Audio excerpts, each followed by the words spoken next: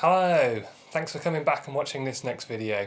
So I put out a video this morning about how to get some good footage from around your house while you're in lockdown. However, I made one big mistake in that video and I'm going to do this quick Top Tip Tuesday video to help you not make the same mistake that I did. So that last video that I put out, I talked about various camera angles and positions and things that you can do around your house that will help you to get some really good looking footage while you're in lockdown, while we can't go anywhere. However, the one big mistake that I made was not to adjust my camera as I was going along. So as I moved from one room to the next, I just left all my camera settings exactly the same. Now there's two problems with that. As you move from one room to another, all the lights are going to change, the colours are all going to change, there's going to be loads of stuff that's going to be different. But secondly, that video took me the best part of a day to shoot because of the situations it is at the minute. I'm trying to shoot video in my house with all my family around, which meant I had to kind of keep stopping and starting. So it took me a whole day to shoot that video basically. So those first opening shots of me sat here in the conservatory were done in the morning as the sun was kind of coming up and there was sort of morning sunshine.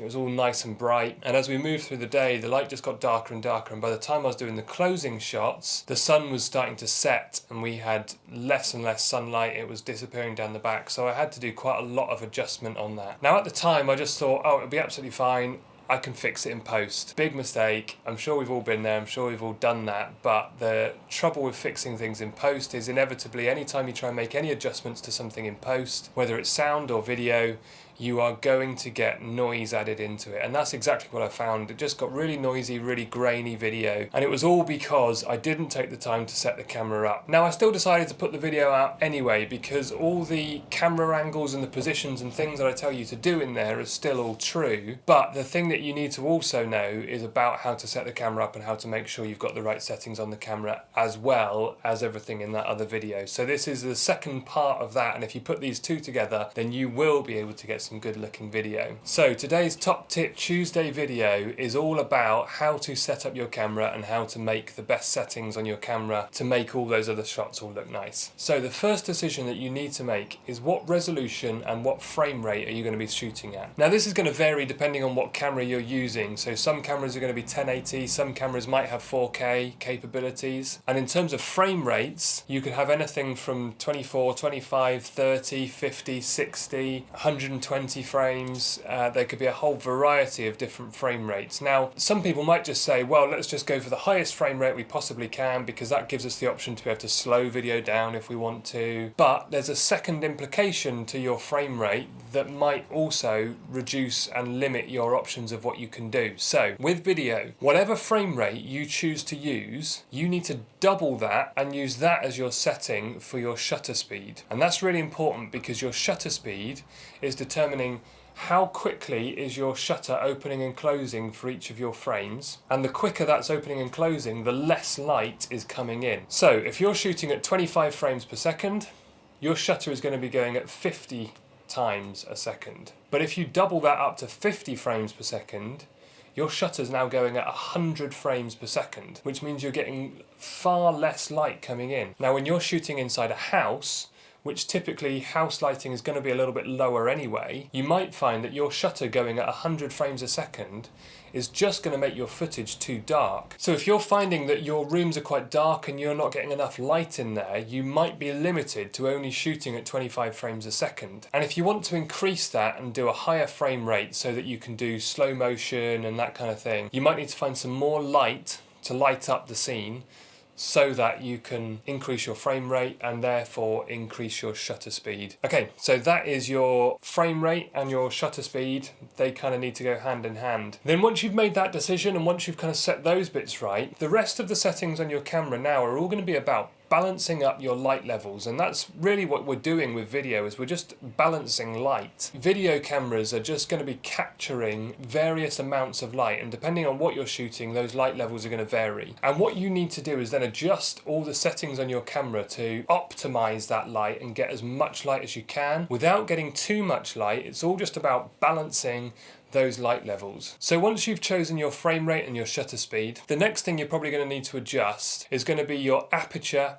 and your ISO. Now your aperture is the hole in the middle of the lens that the light comes through, and that hole you can either open up or close down as you need to, and that will obviously let more or less light in, and depending on your situation you might need to open it up and let more light in, or close it down and reduce the amount of light. So in a conservatory like this, where there is quite a lot of light, you might need to close that hole down in order to reduce the amount of light that comes in. But there is also a knock-on effect of the aperture, which is your depth of field. And when that hole is opened up and you've got a big hole with lots of light coming through, you have a very shallow depth of field. So that's where I can get my face in focus, but the background out of focus. And as you close that hole down and reduce the amount of light, you actually increase your depth of field. So you can get to a point where I could be in focus, but also the whole of the background can also be in focus. And that's the effect of the aperture and what it will do to your video. But then kind of hand in hand with that then is also your ISO setting, and your ISO is about how quickly the sensor will react to light. And a low ISO, so 100 ISO is certainly the lowest I've ever seen. I don't know if any cameras can go lower than 100. So a low ISO